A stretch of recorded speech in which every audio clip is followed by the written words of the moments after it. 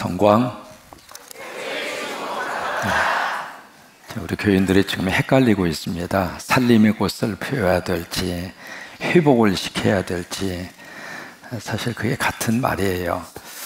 지금 우리가 고난주간을 함께 보내고 있습니다. 주일날을 가리켜서 예루살렘 입성의 날이라 그렇게 부릅니다. 월요일을 가리켜서 성전 청결의 날이라 그렇게 부르고요. 화요일을 가리켜서 변론의 날이라 그렇게 부릅니다.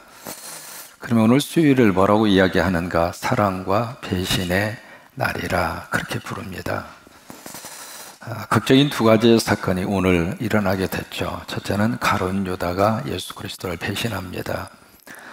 원래 성경에 여러분 읽으시면서 가룟 유다, 이름이 가룟 유다라 이렇게 생각하시는데 그게 아니라 원래 이름이 이제 유다입니다. 유다인데 성서 시대의 사람의 이름은 우리처럼 라스네임이 있고 성이 있고 이름이 있는 것이 아니라 이름밖에 없었어요. 그래서 이제 유다라고 하는 사람이 너무 많으니까 어떻게 구별을 할까 싶어서 그의 출신 지명을 앞에다가 붙이는 거예요. 그래서 원래 이스카리옷이라고 하는 동네 출신의 유다라고 하는 뜻입니다. 그게 이제 고유명사처럼 우리가 부르게 된 거죠. 그래서 가룟 유다 하면 이름은 유다인데 가롯이라고 하는 지방 출신의 유다다. 그래서 가룟 유다 그렇게 부르는 거예요. 여러분 마리아도 마찬가지입니다. 마리아가 하도 많으니까 이게 헷갈리는 거예요. 어떤 마리아인지. 그래서 이제 거기에 막달라 마리아, 그 막달라라고 하는 것도 지역 이름이에요. 어떤 사람은 막달라니까 막 달라고, 이것도 달라 저것도 달라. 그래서 막달라, 그것이 아니라 그 동네 이름이 막달라. 그래서 그 막달라라고 하는 마을 출신의 마리아다. 그래서 막달라 마리아, 이름이 이름처럼 그렇게 보여지게 된 거예요.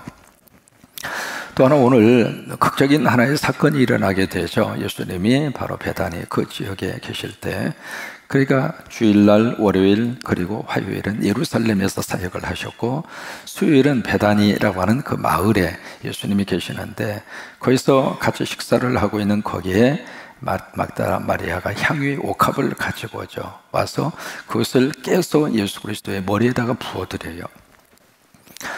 지금 마리아는 지금 무엇을 생각하고 그 일을 하고 있는가? 예수 그리스도의 십자가를 생각하고 그 일을 하는 거예요. 그때 이제 그 행위를 보면서 많은 사람들이 여기저기에서 볼멘 소리가 터져 나옵니다. 순간적으로 그것을 딱 보면서 제자 중에 한 사람은 계산을 합니다. 저거 팔면 300데나리오. 이게 얼마인데? 그러면서 이제 이것을 팔면 300데나리오의 가치를 우리가 얻을 수가 있고 그 돈을 챙기면 우리가 가난한 자들을 구제할 수도 있고 이게 얼마나 좋은데 왜 그것을 영어로 말하면 웨이스트, 낭비하느냐. 이제 분위기 자체가 험악하게 된 거죠. 그때 예수님이 가만두어라. 저 여자가 나를 위해서 너무 좋은 일을 했다. 여러분 그 막달라 마리아가 한 그 행위 자체가 어떤 의미에서 좋은 일일까? 두 가지 면에 있어서 너무 좋은 일입니다. 첫째로 막달라 마리아는 바로 예수 그리스도의 십자가의 사건을 믿었습니다. 그래서 그 행위 자체가 이미 예수 그리스도의 십자가를 바라보고 거기에 향유의 옥합을 부어드린 거예요. 또 하나는 막달라 마리아가 왜 좋은 일을 했는가? 여러분 참 묘합니다. 이게요, 헌신을 할 때는 사실 마리아처럼 헌신해야 축복이에요. 그럼 마리아의 향유의 옥합을 깨서 부어드린 그 헌신은 어떤 의미를 가지고 있는 헌신인가? 세 가지의 의미를 가지고 있습니다. 첫째로 계산하지 않았어요. 부모는 자식에게 뭔가 줄 때 절대로 장부에 적어놓지 않습니다. 너희는 밥 먹이는데 얼마, 옷 사주는데 얼마, 학비 얼마, 장부 정리해놨습니까? 부모는 자식한테 뭔가 이렇게 줄 때 해요. 그걸 계산하지 않습니다. 왜요? 그것이 부모와 자식의 관계입니다. 우리가 하나님 앞에 헌신할 때 해도 계산하지 않았으면 좋겠어요. 내가 이 교회를 위해서 얼마큼 헌신을 했는데, 내가 이 교회를 위해서 얼마큼 그리고 헌금을 했는데, 내가 이 교회를 위해서 얼마나 내가 땀을 흘렸는데 계산하지 마세요. 정말 믿음의 동기에서 우리가 순수함으로 하나님을 의지하고 영적 생활을 살 수 있도록 해주신 것 자체가 너무 감사하잖아요. 하나님의 자녀 삼아주시고 죄 용서해 주시고 하나님의 지금까지 지켜주시고 앞으로도 천국 갈 때까지 하나님은 우리와 동행하시고 순간순간마다 하나님 없으면 어떻게 삽니까? 그게 고마워서 하나님이 나 부르셔서 그냥 헌신하고 사역하고 하나님이 섬기고, 그래서 그것이 교회를 섬기는 것으로 드러나는 것뿐이에요. 계산하지 마세요. 가장 마음속에 이렇게 가슴속에 답답하면서도 또 하나 좀 뭐가 이렇게 꺼름직한 것 중에 하나가, 조금 하고 그냥 풍선처럼 막 그냥 온 동네 다 이거 방송국이 돼가지고, 아유, 자식한테 주는 부모는 절대 그렇게 하지 않아요. 여러분, 그런 것처럼 우리가 하나님 앞에 헌신할 때에도 계산하지 마세요. 두 번째, 이 마리아가 어떤 의미에서 좋은 의미의 헌신을 했는가? 아낌없이 다 부어드렸어요. 거기 향유의 옥합에 그것을 깼다는 이야기는요, 송두리째 깼다, 그런 의미가 아니라 이렇게 주둥이처럼 되어져 있어요. 그 항아리 윗부분을 친 거예요. 그냥 향유만 부어드릴 수 있잖아요. 그런데 윗부분을 깨서 더 이상 이 옥합이라고 하는 이 그릇을 더 이상 쓰지 않아도 될 정도. 무슨 얘기예요? 완벽하게 부어드렸다, 그 말이에요. 우리가 하나님을 위해서 헌신할 때에도 뭐 남겨놓고 헌신하기보다는 하나님 앞에 송두리째 다 부어드릴 수 있는 마음이 축복이에요. 그러니까 무엇을 하더라도 적당히 하지 말고 우리가 할 수 있는 모든 것을 다 쏟아 부어서 거기서 송두리째 다 부어드리면 그것이 없어지는 것이 아니라 그것이 하나님의 귀한 영광이 되고, 그리고 우리 인생을 하나님이 귀하게 채우셔서 쓰시더라, 그 말이에요.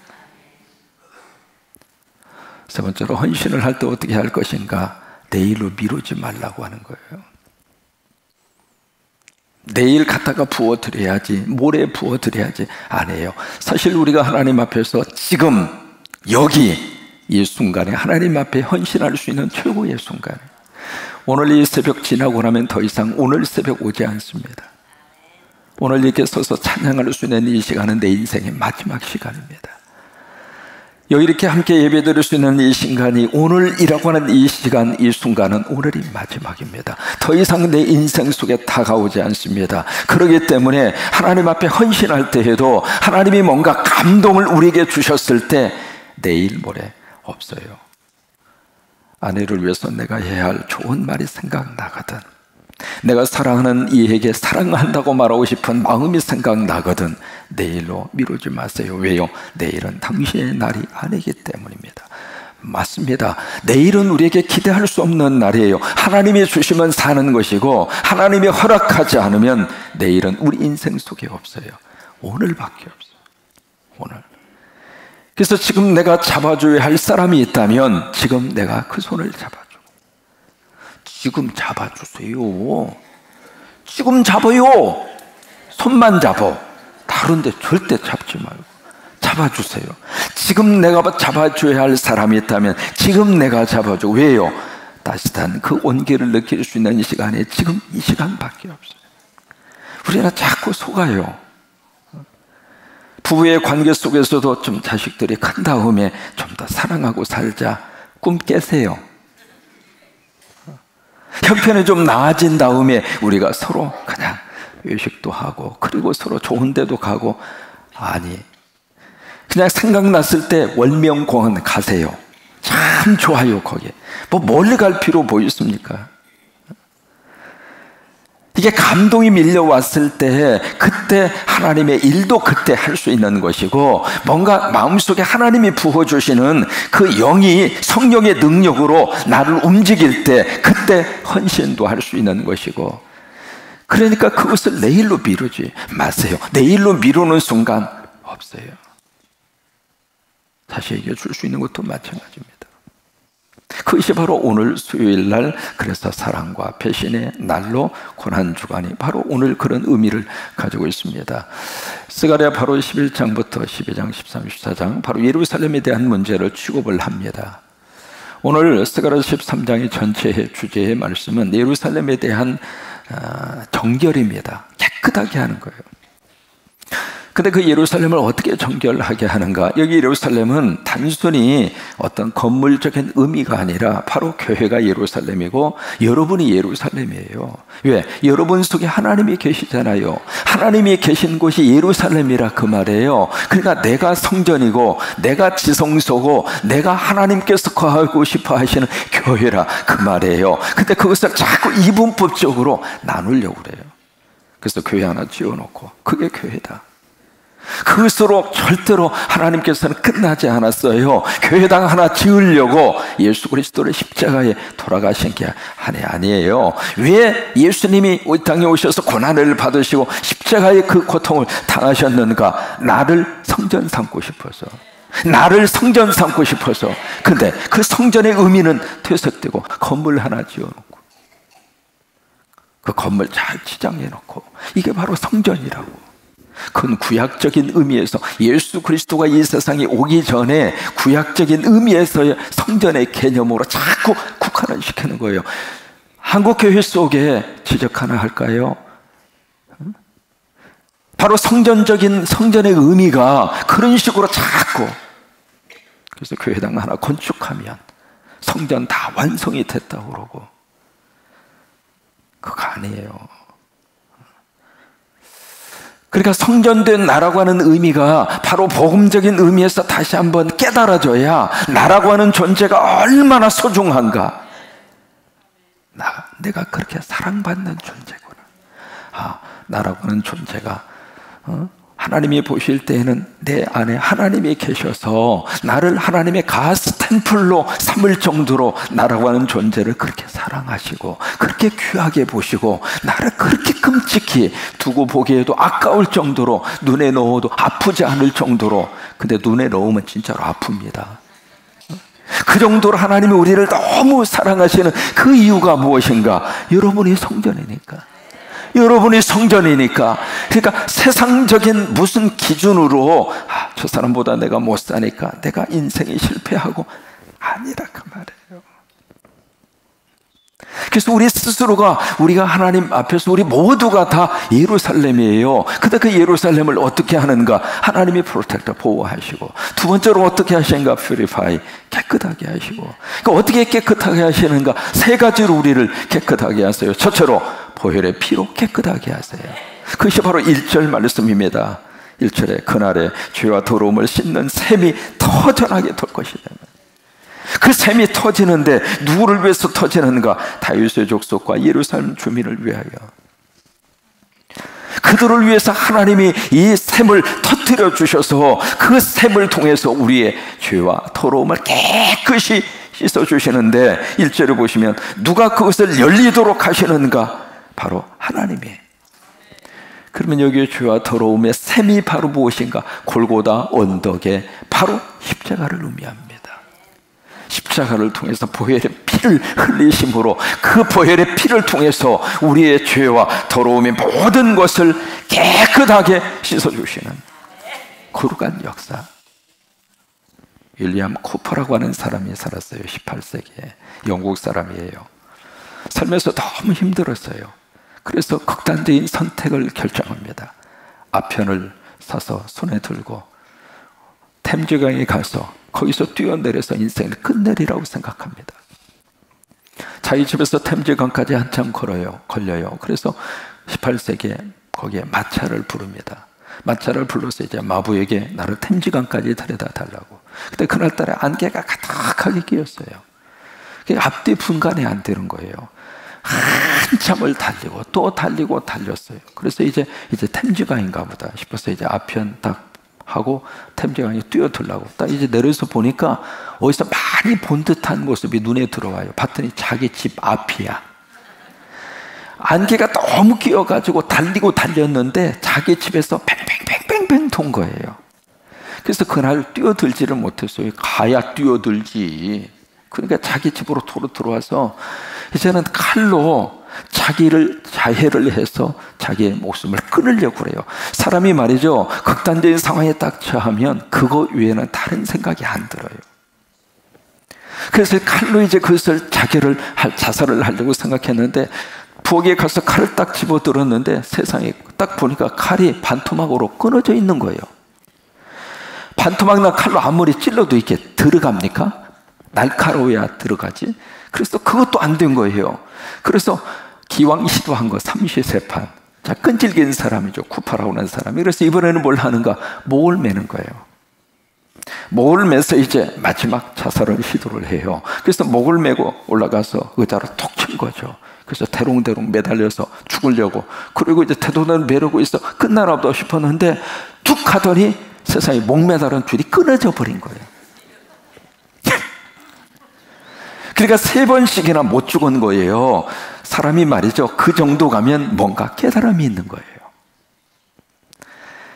아무리 의식이 없는 사람이라 하더라도 환경 속에서 주시는 하나님의 메시지를 읽을 수 있는 사람이 다시 한번 일어설 수 있는 사람이에요. 그래서 이 사람이 뭔가 뜻이 있다. 그래서 뭘 손에 들었는가? 성경을 손에 들은 거예요. 성경을 손에 들고 그러고 나서 성경의 말씀 속으로 들어가면서 뭘 발견했느냐면 골고다 언덕에 십자가를 발견한 거예요. 그러면서 성령의 감동으로 하나님이 주시는 그 가사를 써내리기 시작해요. 써가기 시작해요. 그렇게 해서 나온 찬송가가 있습니다. 그 찬송가가 바로 뭐냐면 샘물과 같은 보혈은 임마누엘 피로다. 이 샘의 죄를 씻으면 정하게 되겠네. 정하게 되겠네. 정하게 되겠네. 이 샘의 죄를 씻으면 정하게 되겠네. 그 전성과 그 찬송가가 그분을 통해서 나온 거예요. 하나님은 우리를 깨끗하게 하시는데 보혈의 피로. 두 번째로 무엇으로 우리를 깨끗하게 하시는가? 죄악된 악을 제거함으로. 그것이 2절 말씀이에요. 2절을 보시면 만군의 여호와가 말하노라. 그날은 내가 무엇을 제거하느냐 하면 우상을 제거하리라. 우상의 이름을 기억해서 끊어서 기억도 되지 못하게 할 것이고, 두 번째로 무엇을 제거하는가? 거짓 선지자들을 제거하고, 세 번째 무엇을 제거하는가? 더러운 귀신을 이 땅에서 떠나게 할 것이라. 여러분, 이 세 가지의 것이 우리를 죄악되게 하는 거예요. 첫째로 우상, 두 번째로 거짓 것, 거짓 선지자, 거짓 목자. 파스칼이 참 재미있는 이야기였습니다. 왜 이 세상에 가짜가 그렇게 많은가? 파스칼은 그렇게 이야기합니다. 진짜가 있기 때문이다. 참 재미있는 말을 했어요. 만약에 진짜가 없다면 가짜가 필요 없다. 그러니까 진짜가 있으니까 가짜가 나오는 거예요. 왜 그렇게 가짜 목사들이 그렇게 많이 나올까? 이 땅에 진짜 목사가 있어요. 저도 그 그룹에 들어가고 싶어요. 그러니까 진짜가 있으니까 가짜가 나오는 거예요. 진짜 돈이 있으니까 가짜 돈이 그렇게 흥행을 하는 거예요. 그러니까 가짜를 보고 낙심하지 마시고, 아하, 진짜가 있구나. 그러니까 주변에 가짜만 지금 들끓고 있는 게 아니거든요. 요소에 하나님이 심어놓으신 진짜가 있어요. 진짜 기업인이 있고, 진짜 정치인이 있고, 진짜 하나님의 사람이 있고, 진짜 하나님의 거룩한 백성들이 있고, 그래서 하나님이 이 땅을 보호해 주시는 거예요. 가짜만 들끓고 있으면 그 세상 뭐하러 하나님이 보호합니까? 그러니까 우리는 가짜에다가 초점을 맞추지 말고 진짜에다가, 교회 왔어도 신실하게 신앙생활하는 사람, 그 사람에다가 포커스를 맞추세요. 그냥 신앙생활도 조금 표현이 좀 거칩니다만 개떡같이 하는 사람한테만 초점을 맞춰가지고 무슨 놈의 교회가 그래? 그러지 마시고, 끈질기면서도 정말 진짜로 진국처럼 한 숟갈 떠먹으면 입에 탁 달라붙는 24시간 푹 고운 곰국처럼 색깔도 참 좋고, 거기다가 밥 한 숟갈 딱 써서 그냥 김치 쭉 찢어가지고 위에다 올려서 먹으면 그래, 바로 이 맛이야. 진짜 맛이 나는 그 사람들이 교회 안에 있다, 이 말이에요. 근데 가짜는 하나님이 다 제거시킨다, 그 말이에요. 문화혁명이 일어났을 때 중국에 그때 막 복음이 막 일어나기 직전입니다. 그때 문화혁명을 통해서 중국에 있었던 교회들 다 없어졌고 선교사님들 전부 다 추방돼서 나올 수밖에 없었어요. 왜요? 전부 다 죽여버렸으니까.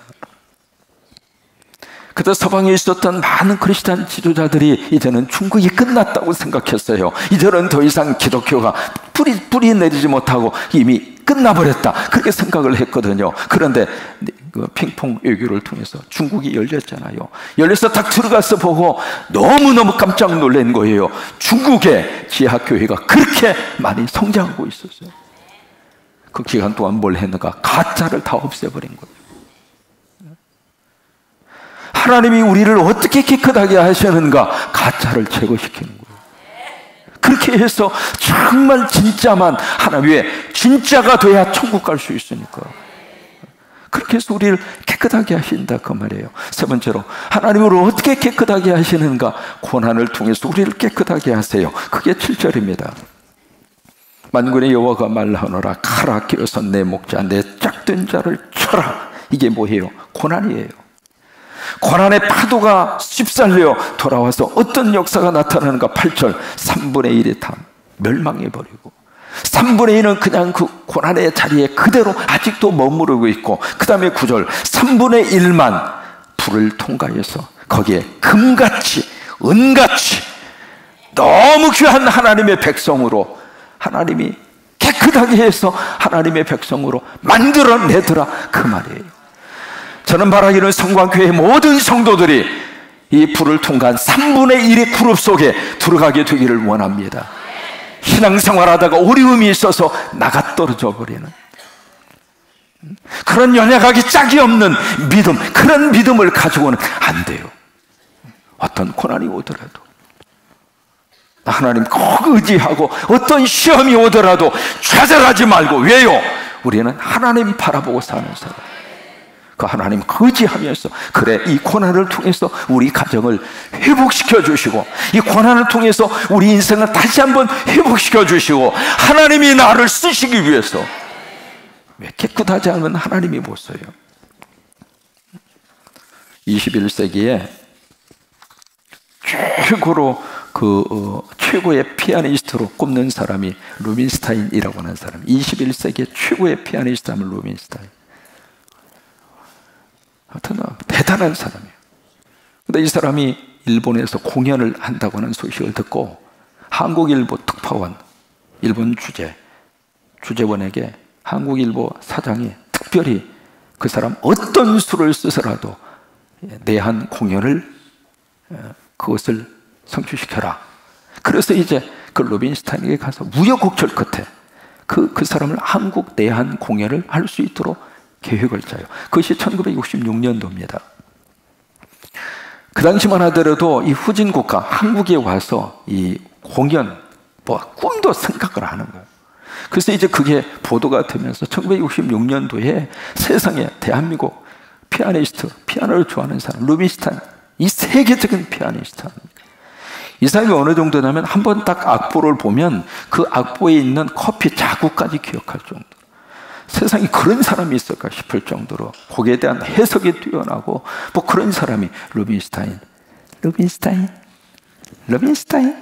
와. 그래서 이제 그 성사가 된 거예요. 그런데 이게 공연할 수 있는 장소도 없고 악기도 없고. 여러분 1966년도 한국이 그렇습니다. 그래서 우여곡절 끝에 이화여대 강당을 딱 빌리고, 그리고 피아노 어떻게 해서 거기 그 피아노 하나 갖다 이렇게 놓고 이제 해서 이분이 와가지고 와서 이제 연습을 해보는 거예요. 제대로 할 수 있나 싶어서 피아노를 통통통 치더니 딱 하는 말이 I can't. 나는 안 하겠다. 난 못하겠다. 그런 거예요. 왜 그러고 그랬더니 이 피아노 가지고 무슨 놈의 피아노를 치느냐고. 그래서 말이죠, 일본에 있는 피아노 조율사를 급히 불러다가 피아노 조율을 했어요. 그래서 이제 좀 할 수 있겠느냐고. 그래서 앉아서 똥똥똥똥 치다가 보니까 칙칙폭폭 신촌역에서 기차가 그리 지나가는 거예요. 그래 르미스탄이 이거 기차가 지나가는데 무슨 놈의 피아노 연주를 하느냐고, 저 기차를 멈추지 않으면 난 공연 시간에 공연 안 하겠다고. 그래서 말이죠, 그 시간에 신촌역 지나가는 기차 있잖아요, 그거요 기차 딱 막고, 그리고 나서 르빈스타인이 공연을 했어요. 여러분, 피아니스트가 자기의 곡을 연주할 때 해도 그냥 안 하더라 그 말이에요. 그런데 보세요, 하나님이 우리를 들었을 때 그냥 쓰냐고요. 생긴 이 모습 그대로 하나님이 사랑하시는 것은 맞아요. 그러나 하나님 우리를 들어 쓰실 때는 깨끗해야 돼요. 그래서 하나님이 우리를 깨끗하게 하시는 거예요. 왜요? 깨끗해야 하나님이 위대하게 우리를 쓰시니까. 그래서 보혈의 피를 통해서 우리를 청결하게 하시고, 내 안에 있는 누룩 같은 그런 악을 제거함으로 우리를 깨끗하게 하고, 또 하나 고난을 통해서, 고난의 푸른 부분을 통해서 하나님이 우리를 정결하게 만드신 다음에 그렇게 해서 하나님이 우리를 쓰시는 거예요. 하나님께서 우리에게 그런 은혜와 축복을 부어주시기를 주의 이름으로 축원합니다. 어려움이 있으면 어려움이 목적이 아닙니다. 고난이 있으면 고난이 목적이 아닙니다. 그 고난을 통해서 하나님이 주시려고 하는 것은 우리를 쓰시려고 그러는 거예요. 잘 이기세요. 통과하면 됩니다. 통과하면 하나님이 나를 더 정결하게 하시고 더 거룩하게 하셔서 하나님의 좋은 위대한 일꾼들로, 그리고 회복의 주인공으로 하나님이 그렇게 들어 쓰시게 될 줄을 믿습니다.